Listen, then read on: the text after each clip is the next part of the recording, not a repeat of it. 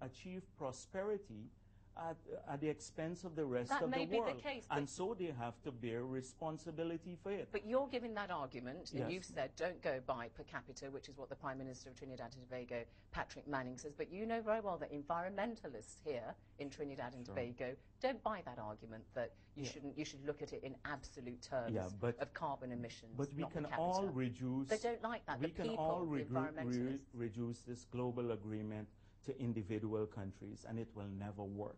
What is required is concerted action by the world. And when we met to negotiate the Kyoto Protocol, it was decided common but differentiated responsibility. First of all, the developed world has to help, they have to accept binding cuts to their emission levels. And secondly, they have to incentivize the rest of the developing world to move to sustainable policies. But I'll give you another example. So, I'll give you another sure. example, okay? Right. So Britain, the British government says it wants to introduce this increased tax on airfares, which is going to affect flights from Britain to the Caribbean, obviously a big diaspora community in the United Kingdom. You don't like that either, and yet Britain is saying, look, we want to curb aviation emissions, carbon emissions to aviation. The tax has nothing to do with environment. It is a revenue-raising tax. It has nothing to, absolutely nothing to do well, that's not with what the the British environment. government is saying, well, is it? It has absolutely nothing. It was never introduced as an environmental tax, and it doesn't have that objective now. And secondly, we're arguing against the discrimination in the implementation of the tax. So it's easier, Hawaii is further from London than the Caribbean, yet they'll be in category B, and we're in category C, and therefore subjected to a higher tax. So when Alan Chastanet, the tourism minister of St. Lucia, says, we're going to fight this illegal tax increase, that's your community's stand, is it? You're going to say to the British government, don't increase this air tax? Yeah, because we're arguing that there has to be coherence in policies, environmental policies, trade policies, aid policies to assist developing world to break the cycle of poverty. If on one hand you give official development assistance of $10, and by your trade and other policies you take away $30, we're in a net loss position. And this is what is happening in the world. Okay, I want to look at one specific example which affects your country, Guyana. And Norway, because we know that deforestation, it causes something like 17% of world greenhouse gas emissions. You've struck this deal with Norway whereby you will not cut down your forests, and they pay you something like $250 million over a certain period of time.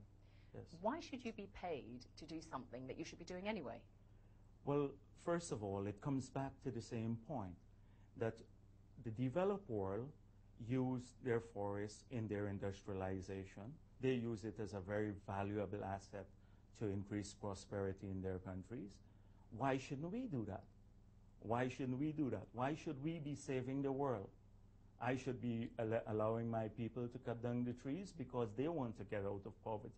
We have a lot of poor people here. We have a lot of indigenous people who rely on the forest.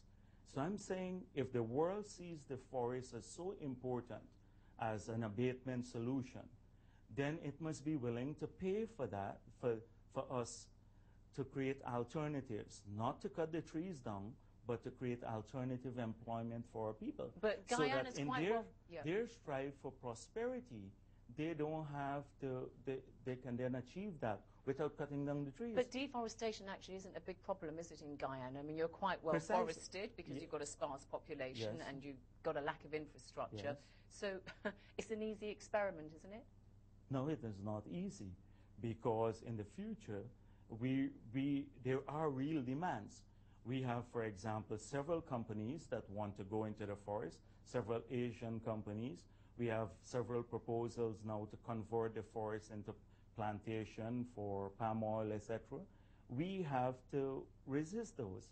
And the way that we do that is by being incentivized to create a whole series of low carbon opportunities for our people so they can find alternative So employment. is it for the logging companies, or is it for poor people who are cutting down trees for firewood and The charcoal? money doesn't go to any logging company. The money, in Guyana's case, will go to education, healthcare, making the economy more climate resilient.